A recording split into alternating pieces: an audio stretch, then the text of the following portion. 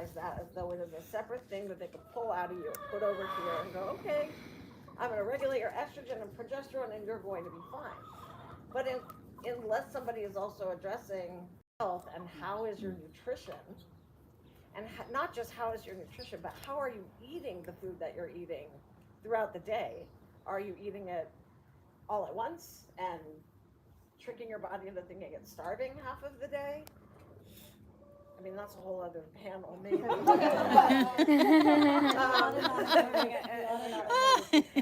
But fundamentally, that's what I'm talking about, is that the autonomic nervous system has to be addressed first. And so, at least in my practice, that is the first thing that I address, and it is the thing that I never stop addressing. It's like, until we get in front of your stress response. And until your stress response doesn't compel you to abuse yourself in ways that we all abuse ourselves. I am not like sitting on perch here saying I don't do these things. But I'm also too old to get pregnant, so it doesn't count. But I'm sure, Dr. Crane, you get the women that come in, because I have these clients who are like, I want to be young forever. What are the hormones I can take that are going to keep me from aging? I love what you just said, by the way. Thank you. I'm going to change. Matter of fact, send me some cards. Okay.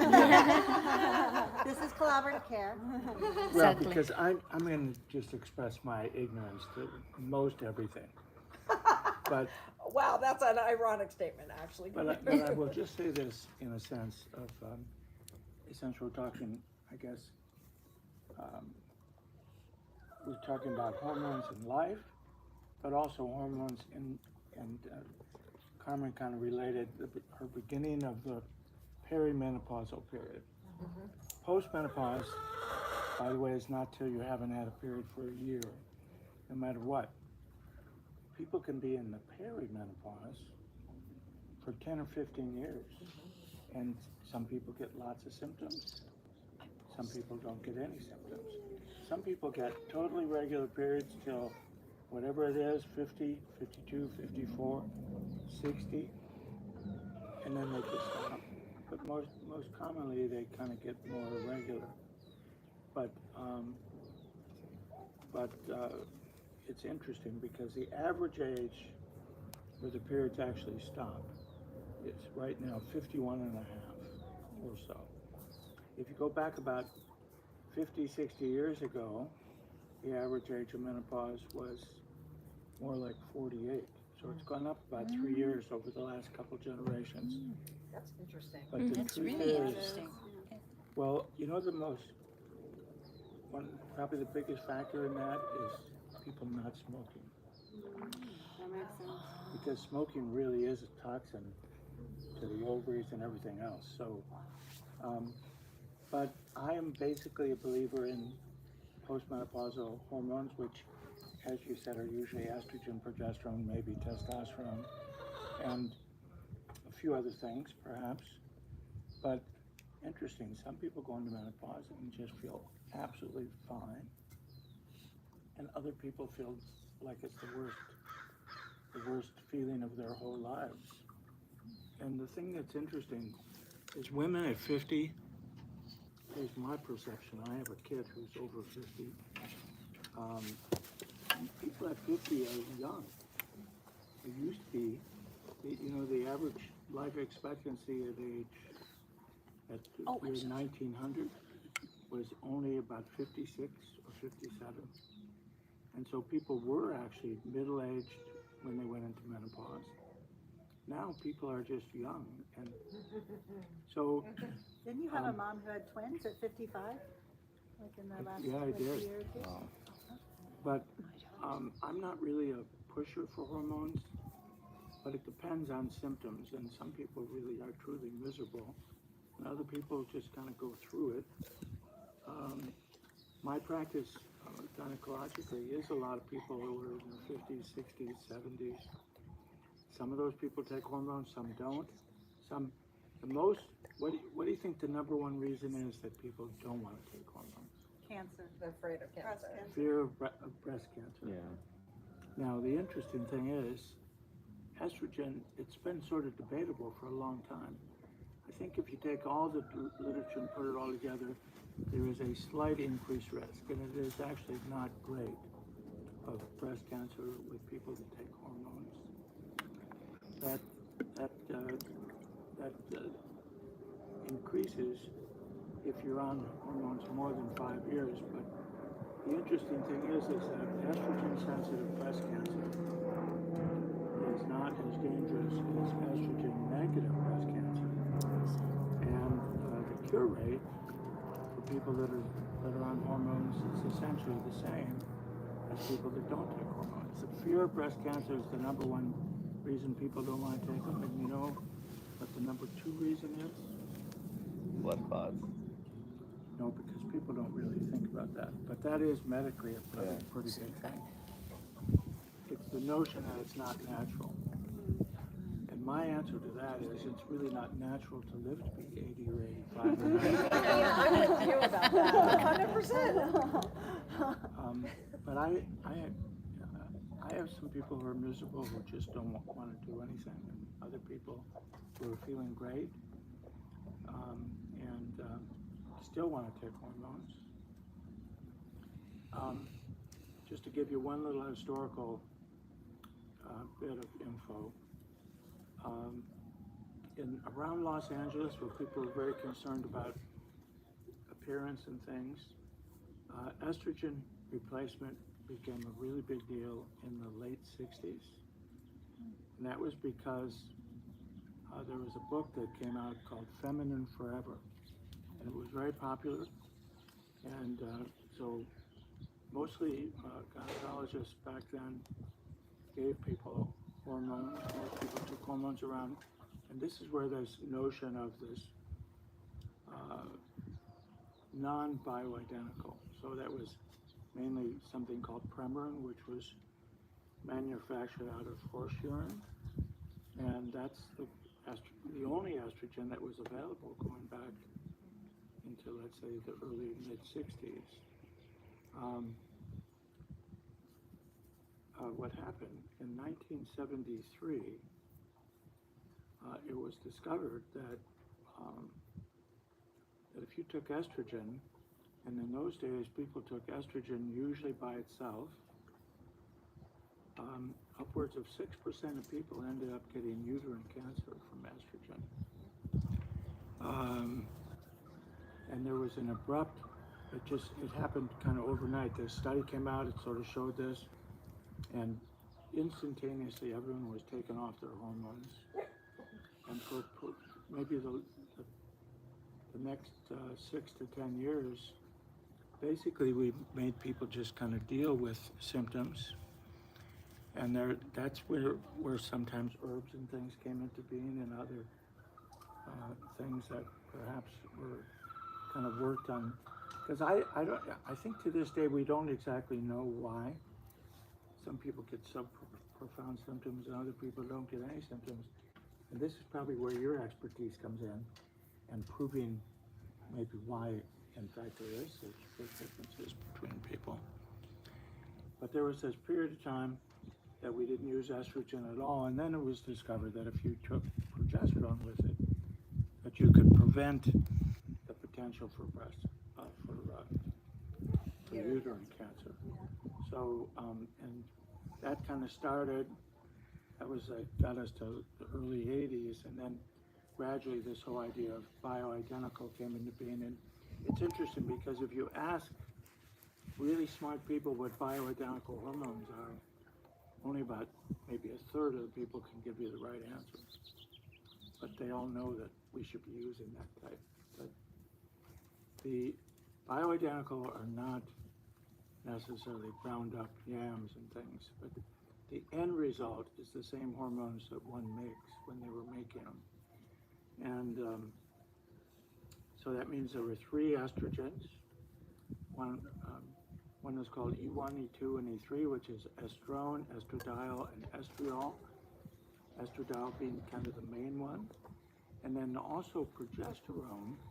The real important thing was people then, when we started giving people progesterone, it's now been shown that the artificial progesterones, which is mainly what we were using for perhaps 20 years or so, they up the breast cancer risk a lot, maybe 20, 30%, something like that. And it wasn't until natural progesterone, initially, we didn't have natural progesterone in the United States. And there was this one lady in England who kind of promoted it, Katrina Dalton, who, the old guy that I was working with in those days, somehow met her, and she would ship us this natural progesterone that we were using way back in the 80s somewhere. Like a cream? No, it was pills. And most of the natural progesterone that people take these days is pill form. And I've always had sort of bad luck with the transdermal progesterone, because when we check progesterone levels, they're usually pretty low. And whether it's really doing what it's supposed to do, I like using oral natural progesterone, which is now you can get all over the place. Well, that's another question that I find is tricky, is how you test the hormones, because it seems our hormones, with how complex each woman's body is, change, by the it's more minute. based on symptoms, really. It's like there's a baseline that we expect people to be at, and then if it's too much, you'll know. Essentially, I mean, there's a degree of trial and error. There's also history. And symptoms are there's much more history. important. Symptoms Yeah. are much more important than blood tests. Yeah. That's what you That's what I'm trying to allude to. At a certain point, it doesn't matter if you capture the moment in time, right? What day did you put the patch on? Maybe the level, you know what I mean? Like, I don't know that you're gonna get super accurate blood Some work. midwives do saliva testing, some do blood testing, and at different times. So I will say that what I found working in birth and postpartum really profound is that Professor Sarah Sheely, the midwife, has been doing studies with this doctor in Australia, or he's been doing the studies. And they really now have studies that show women who did not have support in postpartum have a tougher time with menopause. So, all the things like the closing of the bones, the first 42 days, the fourth trimester, because especially in this country for our healthcare, you have, if you're in OB/GYN care, you have your OB there, and then you see them at 6 to 8 weeks, and they ask what you're going to do for birth control, and that's your care for postpartum. So it makes a lot of sense that a lot of the different cultures have all of this built in for postpartum to really heal the mother, not just be about the baby, and that makes sense that would affect how their menopause. Can And I it- speak to that? Okay. Yeah. I was just gonna say, it brings it back to the nervous system, because you're talking about the nervous system Yes. of the postpartum mother. Is the postpartum mother carrying birth trauma? Does the postpartum mother, feel unsupported? That's all going to trigger. And if she has a history of feeling unsupported, then that's going to trigger Or more, her mother, more. or her grandmother. Yes, Yes, it's going to I trigger think- more of, yes, that of a is- sympathetic nervous system response. That's going to be very prolonged. Like I experienced in myself, I had birth trauma, and I had a home birth with a wonderful midwife, and I had insomnia for a year and a half postpartum, and nobody could identify that I had birth trauma, and it was finally through various different kinds of trauma work, including the work that I now do, that I was able to release it, and then immediately started sleeping. So yeah, those are the implications that I see too with people that I work with. It's all about the nervous system. I think too that it's like you get through the postpartum and then you have a child to raise, and then the way that happened will inform your parenting, because you're parenting from your nervous system. That's what we're all doing. And then you get to menopause and your kid is a teenager. and then Puberty all and that menopause. trauma that never got resolved, and suddenly you're not sleeping and you're sweating and you're exhausted and you're frustrated and you don't understand yourself, and you're still trying to deal with this now alien in your house. I mean, I can personally attest to this.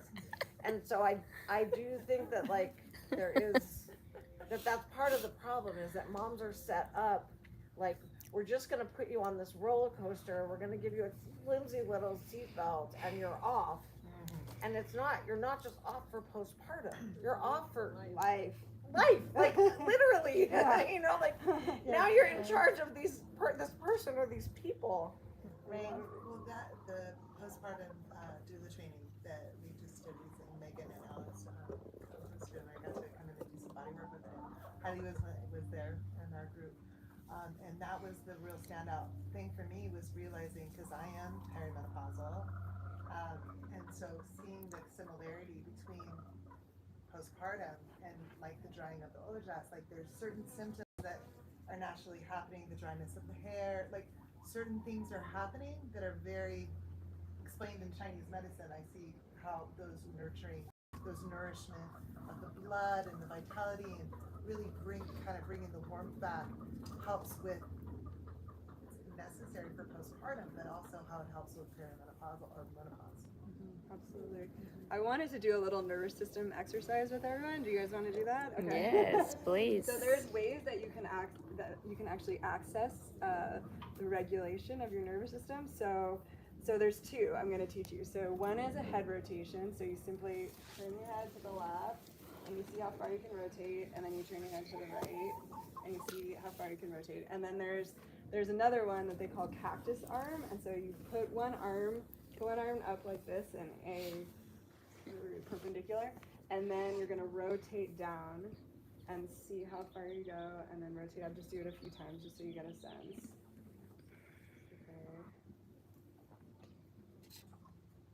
Okay.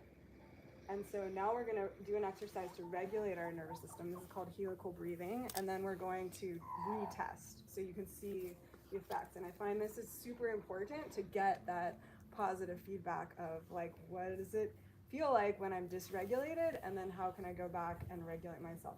So here's how you do it. You do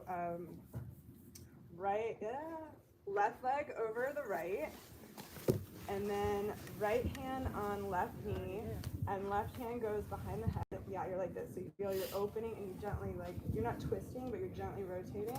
And then you're gonna breathe. I'm gonna count for you. You're gonna breathe into your belly and low back. So inhale through the nose for 3. 1, 2, 3. Hold for 5. 1, 2, 3, 4, 5. And then exhale. 1, 2, 3, 4, 5, 6, 7.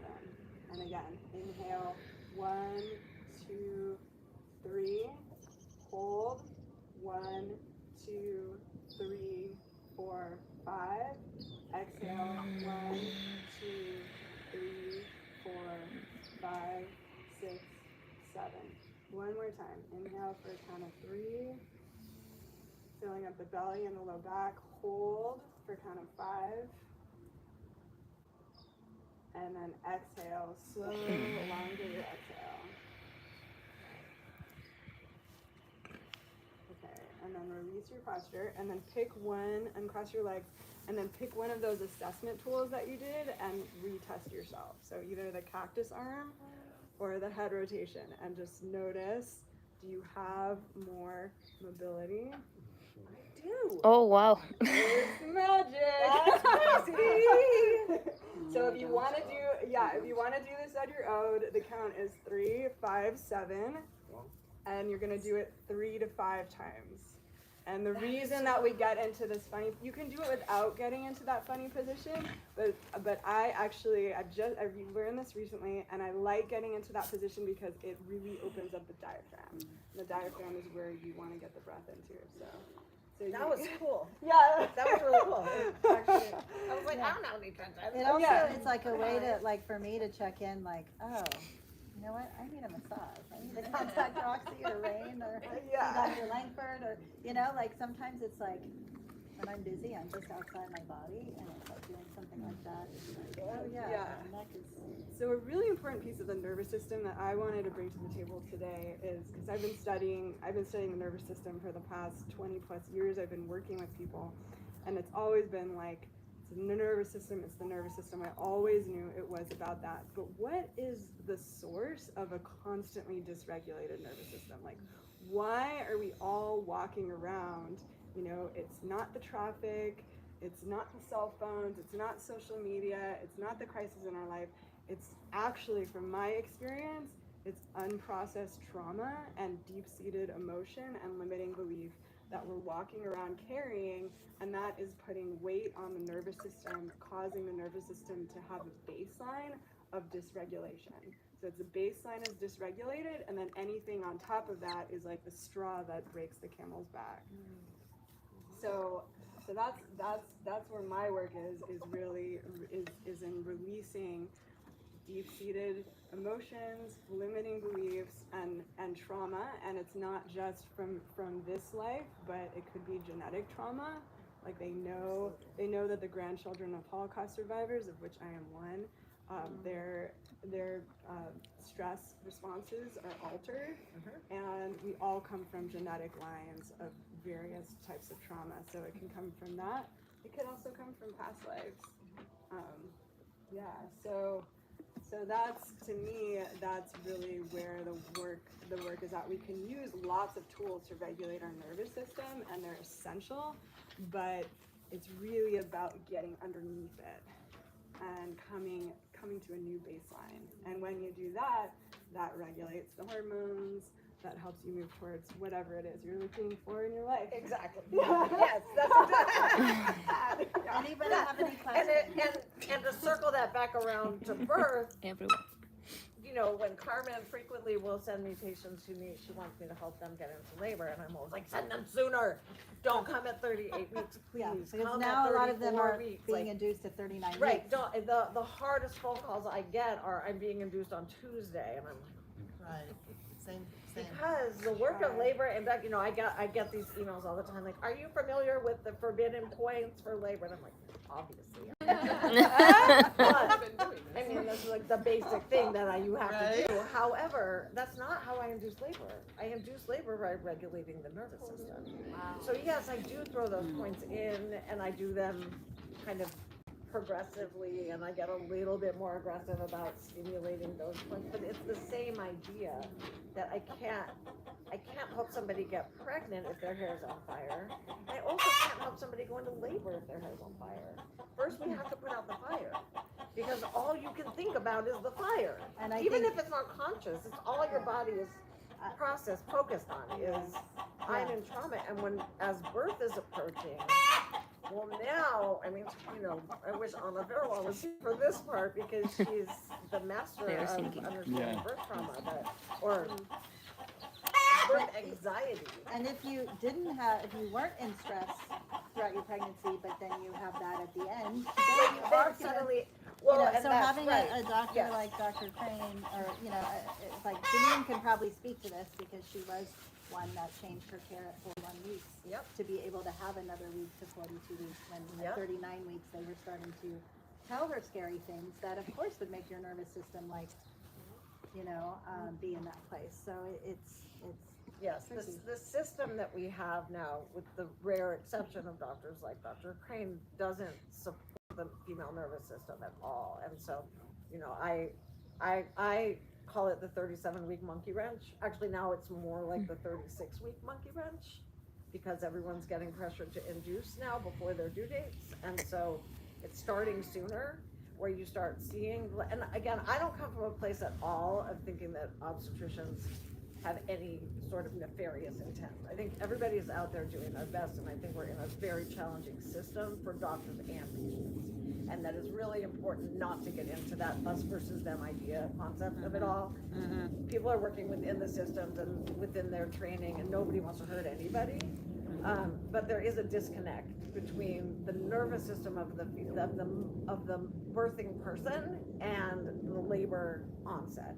And so doctors don't do a whole lot in most cases to let their patients know that, and don't do much to prevent it. So starting a few weeks before they're supposed to go into labor, we do start getting the like, oh, you have one tiny blood pressure reading I didn't like, or I'm a little worried about your amniotic fluid, or, you know, just these little subtle things that get thrown into the weekly conversation. And suddenly somebody who was having a peaceful, non-stressful pregnancy is feeling pretty panicked that their intentions are going to be overridden because of these medical things that they didn't even know existed, like their amniotic fluid index.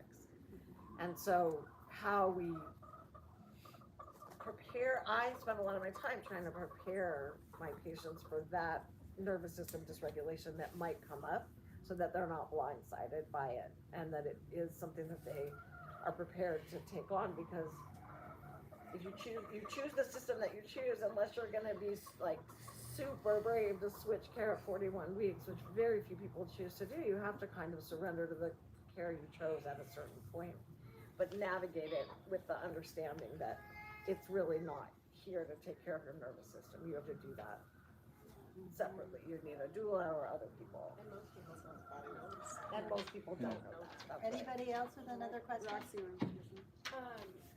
I think just going back to the nervous system, I mean, we're still at it, but more specifically into kind of what you were saying, Lauren, is I find that there's also this idea, especially in not modern medicine, but modern wellness, even in the doula world, even in midwifery world, that like somehow we can attack the trauma stuff and then release it in this like all together, oh my god, look at that, I walked out of that session, I'm floating on cloud 9, and it is, you know, really important, especially, you know, you talking about birth trauma, had midwifery care, had a doula, that like we have to always be in process with that trauma releasing and trauma work. And I think that is something, I think that's a misconception that I'm finding happening a lot. Like I'll meet someone that I'm working with and they're like, I've just done so much therapy and so much work and like I'm good. Yeah. And it's like every day could potentially be another trauma. And if you're thinking on a fascial level, which is where I think a lot of us body workers come from, and like the breath, as when you were saying, what do you think the root of it is? I was like, it's the breath. I know it's the breath, which is wrong, but that is interwoven. Yeah, it's like the fascia and the diaphragm and the breath. These are things that you can even like track. You can see a really happy person that's like, I'm so hyped to be pregnant, but they're like, just like breathing like that the whole time. You're like, are you sure? You know?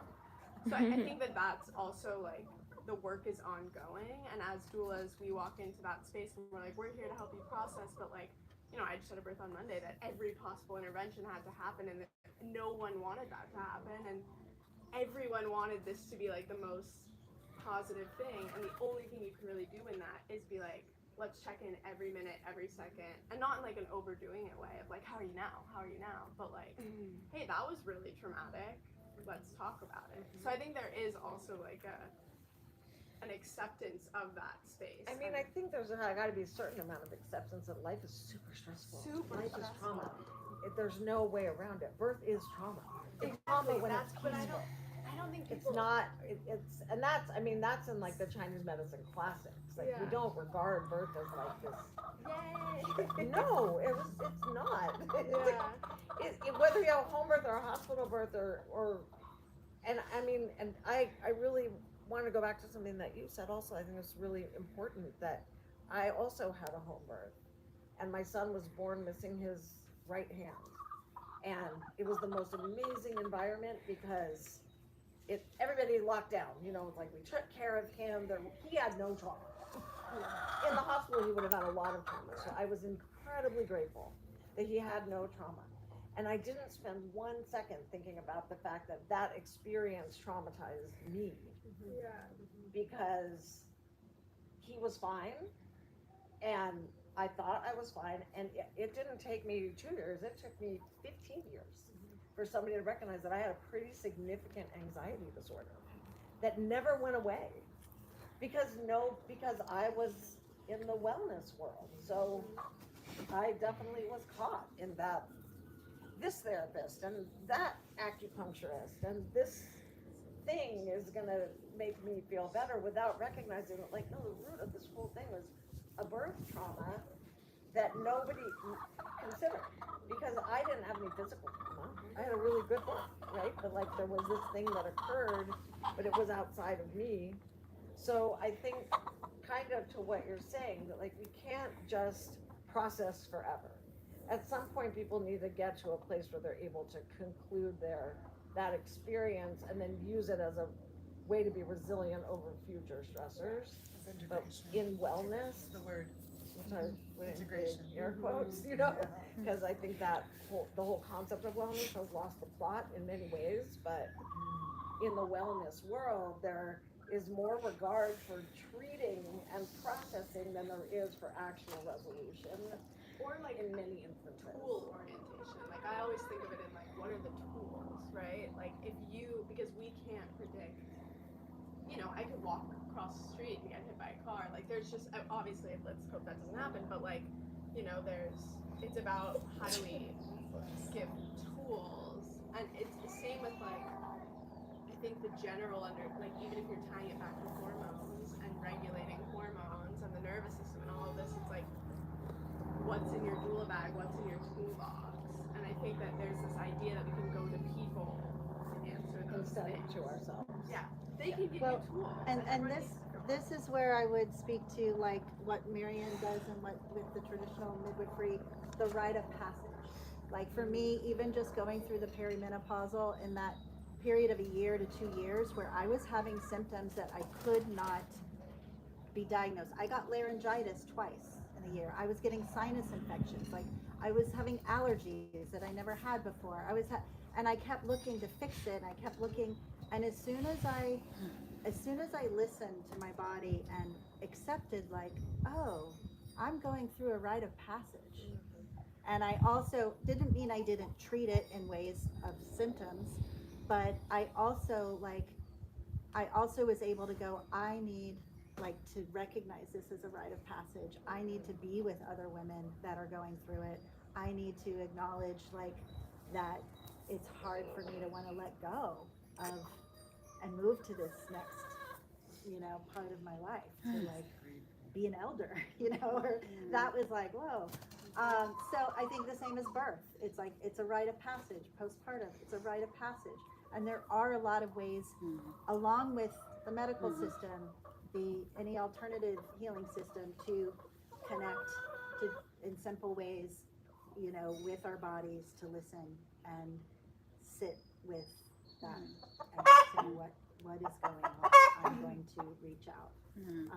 Tasha, if you don't mind, if I speak to you for a moment. So Tasha's daughter is 11, almost 11, in August, and I was her doula, and she had one of those incredible rite of passage labors and birth. Davy was her midwife.